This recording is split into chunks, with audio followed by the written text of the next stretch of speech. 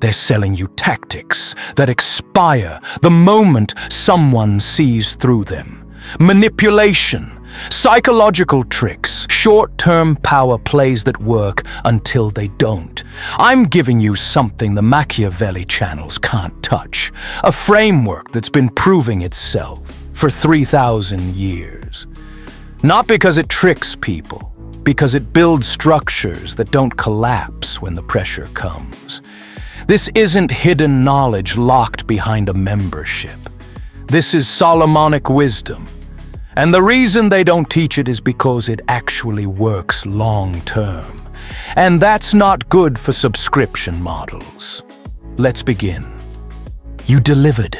You exceeded expectations. You solved problems no one else would touch. And then your performance review lands, meets expectations, some areas for improvement.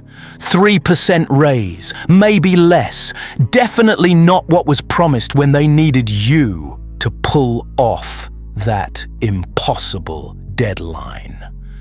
The manager who wrote it has been in the role for 4 months. They don't know what you accomplished. They don't know what you prevented from falling apart. They had a rating distribution they needed to hit before they ever sat down to evaluate you.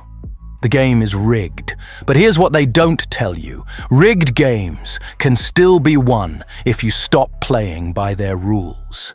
The system is working exactly as designed. Let's be clear about what performance reviews actually are in most organizations. They're not objective evaluations of contribution. They're administrative processes designed to justify compensation decisions that have already been made.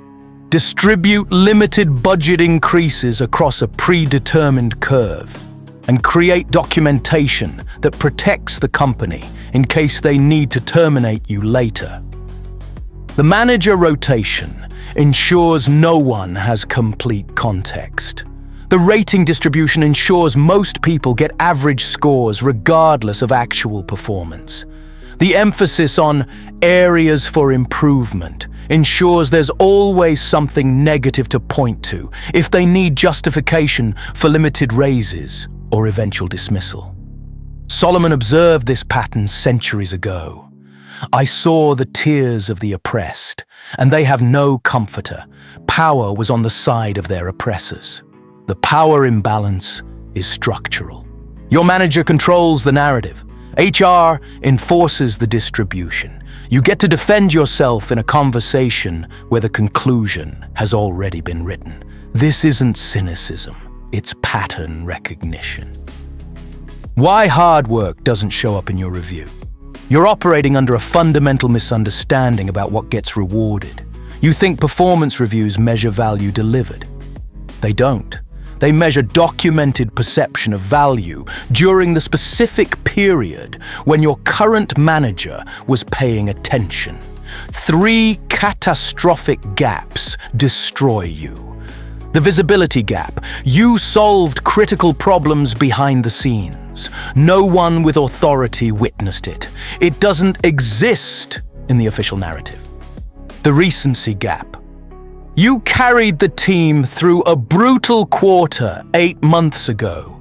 Your review covers the last 60 days when things were stable. That heroic effort is ancient history. The attribution gap.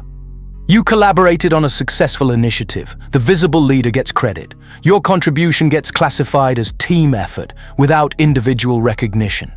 Work hard in these gaps, and you're generating value that evaporates before review time. You're enriching the organization while impoverishing your own documentation, the pre-written review. Here's the part that makes people's blood boil once they see it clearly. Most performance reviews are substantially written before your manager ever asks for your self-assessment. They already know the rating distribution they need to hit. They already have a general sense of who falls where. Your review conversation isn't an evaluation. It's a notification. The self-assessment you carefully craft It's checked for anything that contradicts the predetermined narrative. Useful supporting details might get incorporated. Anything that would require bumping you to a higher rating category gets quietly ignored. The areas for improvement section. That's the liability protection. If they ever need to performance manage you out, they need documented concerns. Every review includes them, even for high performers, because HR requires it. Solomon's wisdom applies with brutal precision. There is nothing new under the sun. This isn't happening because your manager is uniquely incompetent or your company is uniquely dysfunctional. This is how the system operates. Understanding that is the first step toward protecting yourself. Building your external reputation fortress. If internal documentation is controlled by people who rotate through without context, the strategic move is to build value documentation that exists independent of any single manager or company. This means creating proof of your impact that transcends internal politics.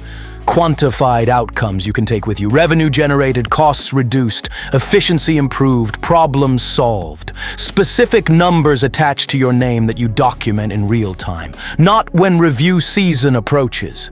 Industry recognition that validates your expertise. Speaking engagements, published articles, certifications, community contributions. Anything that establishes your credibility beyond your current employer's opinion. A network that knows your actual capabilities. Relationships with people who've directly witnessed your work. References who can speak to specific accomplishments with authority. Portable evidence of complex problem solving. Case studies, before and after scenarios, documented methodologies, the kind of proof that demonstrates capability to future employers regardless of what your current review says. This isn't about disloyalty. It's about refusing to let your professional value be defined exclusively by a system designed to minimize what you're worth. The real-time documentation system. Waiting until review time to document your contributions is career malpractice. The strategic approach is to build a continuous log of value creation that exists outside your manager's awareness or control. Weekly achievement journal. Every Friday, document what you accomplished that week. Specific outcomes, measurable results, problems solved. 200 words maximum. Over a year, you have 52 entries proving consistent value delivery, impact receipts in real time. When someone thanks you for solving their problem, save that message. When a project delivers results, screenshot the metrics. When you prevent a crisis, document what would have happened without your intervention. Build a library of proof. Third-party validation collection. Client praise, cross-functional partner recognition, stakeholder feedback, anything from someone other than your direct manager that validates your contribution. These carry weight because they're unsolicited and external. Contribution tracking spreadsheet, date, initiative, your role, measurable outcome, people who can verify. Simple table that grows throughout the year. When review time comes, you have a comprehensive record that's far more detailed than anything your manager compiled. This system serves two purposes. It gives you ammunition when your review undersells your contribution, and it gives you a ready-made narrative when you're interviewing elsewhere. The performance review negotiation. When you sit down for your review, you're not entering a conversation. You're entering a negotiation where the other party has already decided the outcome. Your leverage comes from having documentation they can't dismiss. If your manager says you met expectations, you respond with specifics. I want to make sure I understand. You're saying that reducing processing time by 40%, which generated $600,000 in annual savings, meets expectations. What would exceeding expectations look like in that context? If they highlight an area for improvement that's nitpicking minor issues while ignoring major contributions, you redirect. I appreciate that feedback on email response time.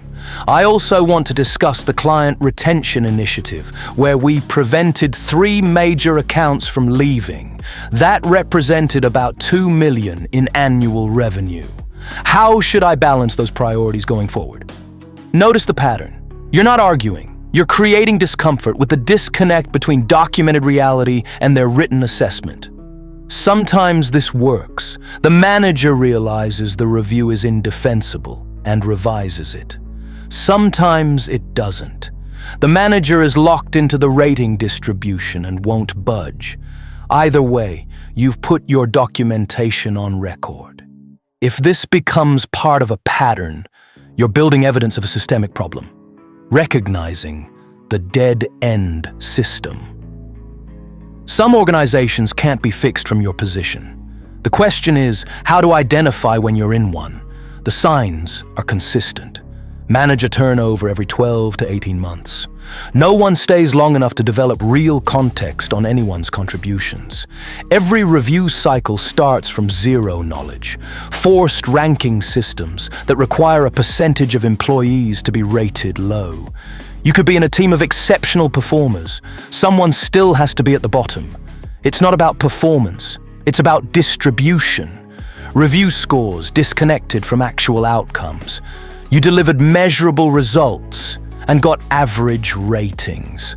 Someone who contributed less got higher ratings because they had better visibility or political positioning. Development feedback.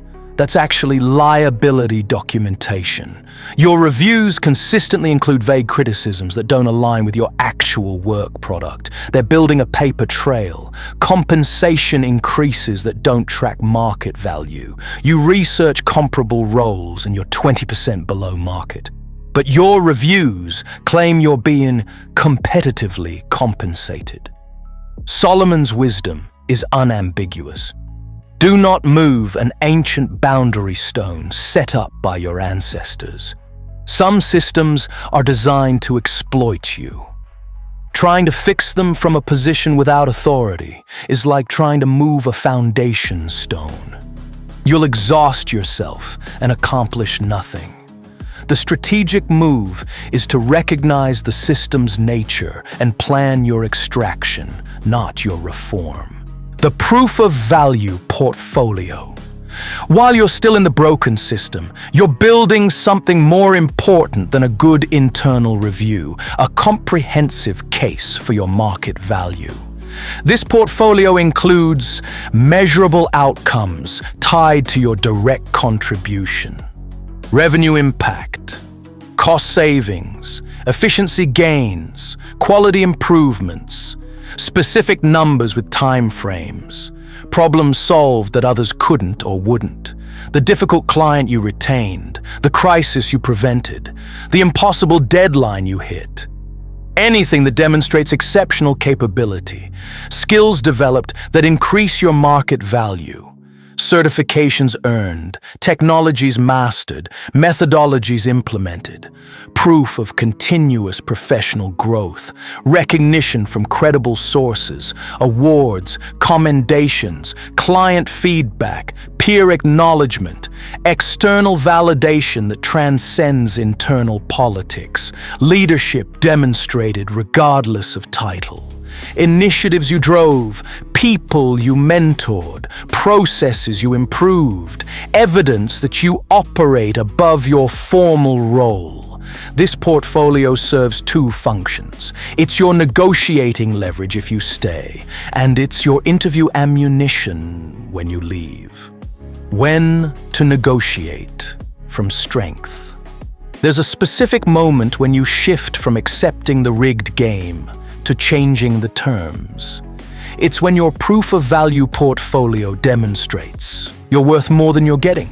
and you have viable external options. Not when you're angry about a bad review, not when you're frustrated with the process. When you have documented evidence of contribution and confirmed interest from other employers who'll pay you appropriately, then the conversation changes. I appreciate the review. I also want to discuss compensation based on the value I've documented, the revenue impact, the client retention, the efficiency improvements. I believe a 15% increase reflects my actual market value. I've researched comparable roles, and this aligns with industry standards for someone with my track record. I'm committed to continuing to deliver at this level, but I need the compensation to reflect the contribution.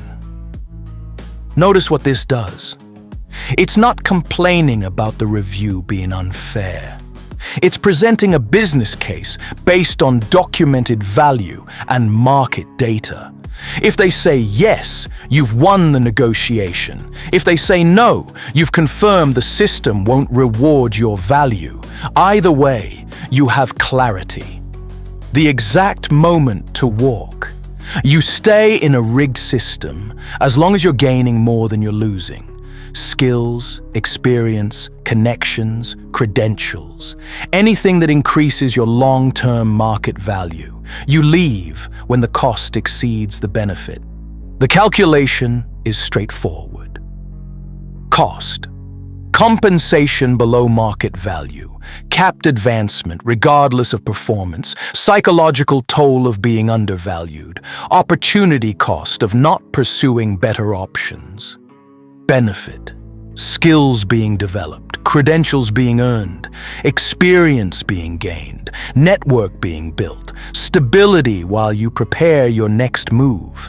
When cost surpasses benefit for 3 consecutive review cycles, you're in a dead-end system, and it's time to execute your exit.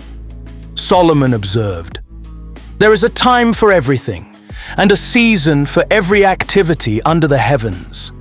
There's a season for building proof of value within a system, and there's a season for taking that proof elsewhere. Wisdom is knowing which season you're in, the strategic exit. When you leave with leverage, not desperation. You've built your documentation, you've cultivated your network, you've developed your skills. You're interviewing from a position of strength, not necessity.